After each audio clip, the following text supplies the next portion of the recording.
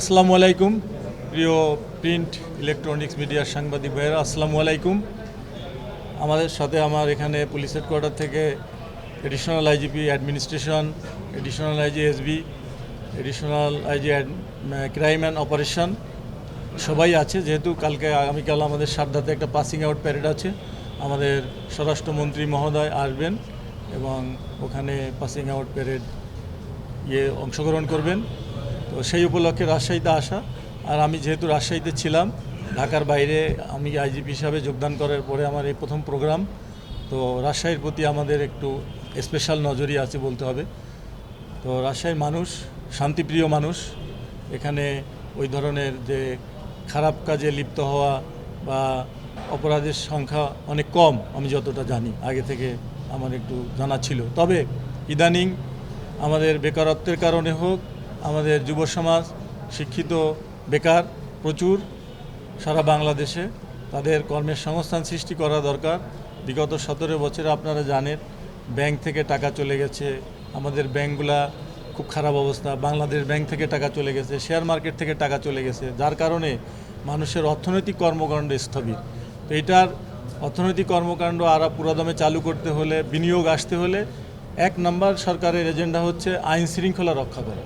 এই আইন শৃঙ্খলা রক্ষার জন্য মূল ভূমিকা পালন করে পুলিশ, তার সাথে আপনারা জানেন সেনাবাহিনীও আছে, বিডিআর আছে সীমান্তে, তারপরে অন্য অন্য বাহিনী আমাদেরকে সহযোগিতা করে আইন শৃঙ্খলা রক্ষায়। তো মূল দায়িত্বটা আমাদের পুলিশেরই। তো আপনারা জানেন যে জুলাই বিপ্লবের পরে পুলিশের যে একটা মনোবল, সেটা শূন্যের কোঠায় ছিল। জনগণ থেকে আমাদের পুলিশ বিচ্ছিন্ন ছিল। এটা ছিল গুটি কয়েক লোকের ভুল সিদ্ধান্তের কারণে বা নেতৃত্বের কারণে। আমাদের পুলিশের আইনের সুরক্ষা দেওয়া জনগণের মূল কাজ হচ্ছে আইনের সুরক্ষা দেওয়া জনগণকে, পুলিশের মূল কাজ।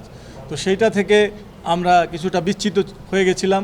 তো সেটাকে রিগেইন করার জন্য আমাদের বর্তমান পুলিশ বাহিনী, বর্তমান গণতান্ত্রিক সরকারের নেতৃত্বে সঠিক এবং সুন্দরভাবে যাতে জনগণের সাথে সে আস্থা অর্জন করতে পারে, আইন শৃঙ্খলা উন্নয়নে গুরুত্বপূর্ণ ভূমিকা পালন করতে পারে। সেটা অলরেডি আপনারা দেখেছেন যে আমাদের যে একটা নির্বাচন, আমাদের বলা হতো যে পুলিশ বা আমাদের দেশের আইন শৃঙ্খলা বাহিনী এই নির্বাচন সুষ্ঠু সুন্দরভাবে করতে পারবে না। কিন্তু আপনারা দেখেছেন বাংলাদেশের ইতিহাসে সবথেকে সুন্দর, সুষ্ঠু, গ্রহণযোগ্য, বিশ্বাসযোগ্য একটি নির্বাচন আমাদের আইন শৃঙ্খলা বাহিনী জনগণকে উপহার দিতে সক্ষম হয়েছে এবং একটি গণতান্ত্রিক সুষ্ঠু সুন্দর সমাজ প্রতিষ্ঠা হয়েছে। এখন আপনারা দেখেছেন এই বেকারত্বের কারণে হোক, যে কোনো আন্তর্জাতিক জানেন যে বিভিন্ন দেশে মাদকের ছড়াছড়ি, ড্রাগস, এই নার্কোমানি দিয়ে বিভিন্ন অপরাধজনক কার্যক্রম তৈরি হয় সমাজে। এটার একটা খারাপ দিক চলে আসে। তো সেটা বন্ধ করার জন্য মাদকের বিরুদ্ধে আমাদের জিরো টলারেন্স। কোনো ধরনের উগ্রতা, উগ্রবাদ, সন্ত্রাস এগুলা সমাজে যাতে না থাকে, একটি সুষ্ঠু সুন্দর বাংলাদেশ গঠনের জন্য আপনারা হচ্ছে সমাজের দর্পণ। আপনারাও জানেন লোকালিটিতে কারা মাদকের সাথে, ব্যবসায়ীদের সাথে যুক্ত এবং কারা মাদক সেবন করে। দেখেন পুরা ইয়াং জেনারেশন নষ্ট হয়ে যাচ্ছে মাদকের প্রভাবে। তারা খুন খারাপি, ছিনতাই, কিশোর গ্যাং, বিভিন্ন রকম অপরাধের সাথে লিপ্ত হচ্ছে। সুতরাং সরকারের 1 নম্বর এজেন্ডা হচ্ছে মাদক নির্মূল করা, মাদকের বিরুদ্ধে আমাদের জিরো টলারেন্স। আমরা মাদকের যারা ব্যবসায়ী আছে তাদেরও লিস্ট করতেছি এবং আইনের আওতায় তাদেরকে বিচার করা হবে। না, এটা আসলে আপনারা 8,000 কোথায় পেলেন আমি জানি না। এটা এরকম একটা দেওয়া হয়েছে, যদি কোনো অনিয়ম থেকে থাকে এটা তো চলমান প্রক্রিয়া। অনেক সময় দেখা যায়, আপনারা সাংবাদিক ভাইয়েরাই ভালোই জানেন, আপনারা অনেক রকমের রিপোর্ট করেন।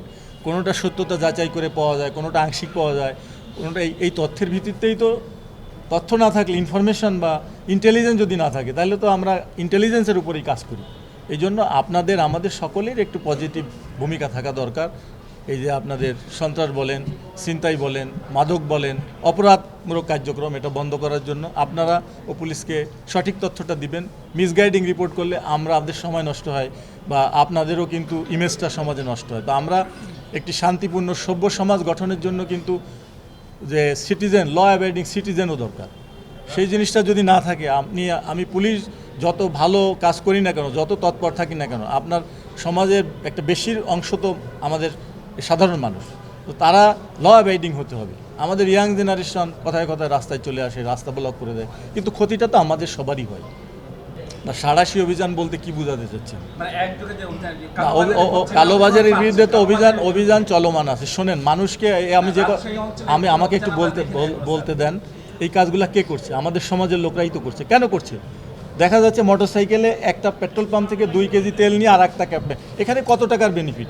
আমরা এটা না করলেই তো পারি। তো এই জিনিসগুলো আমাদের নৈতিক চিন্তা চেতনা উন্নত করতে হবে সবারই।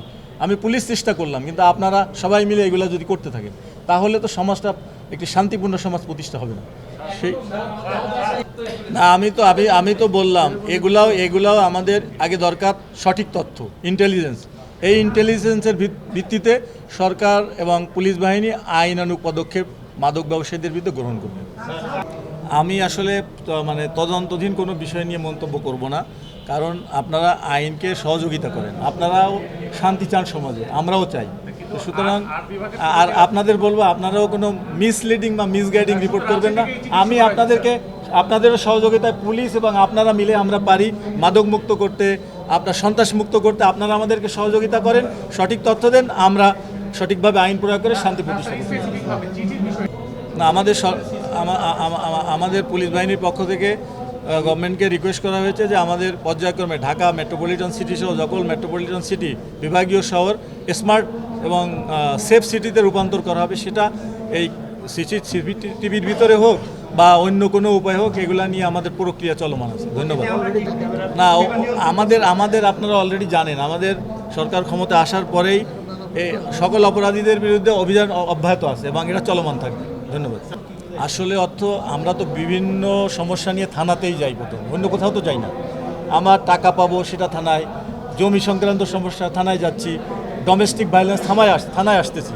তা এখন কিছু জিনিস আছে যে তাৎক্ষণিক পুলিশ সমাধান দিতে পারে না, কিন্তু সে না পারলেও কনসার্ন যে ডিপার্টমেন্ট তাকে সমাধান দিতে পারবে তার সাথে যোগাযোগ করে তাকে সহযোগিতা করা এবং যে কোনো সমস্যা নিয়ে আসুক তার সাথে সহযোগিতা করে একটু সুন্দরভাবে তাকে থানা থেকে বিদায় করা এবং তাকে যদি কোনো কাজ না করতেও পারি, এক কাপ গ্রিন টি তো খাওয়াতে পারি আমরা, তাহলে মানুষ জনগণ থানার পুলিশের প্রতি সন্তুষ্ট থাকবে। এটাই আমি বোঝাতে চেয়েছি। সংবিধান এবং আইন অনুযায়ী যে জিনিসগুলো আমাদের এস্টাবলিশড আছে সেই অনুযায়ী সব কিছু হওয়া উচিত এবং সেটাই হবে। উন্নয়ন একটা চলমান প্রক্রিয়া, এটা চলতেছে এবং ভবিষ্যতে আরও উন্নতি হবে, কিন্তু সেখানে দেশের সার্বিক অর্থনৈতিক উন্নয়নের জন্য আমাদের প্রয়োজন আইন শৃঙ্খলা ঠিক রাখা।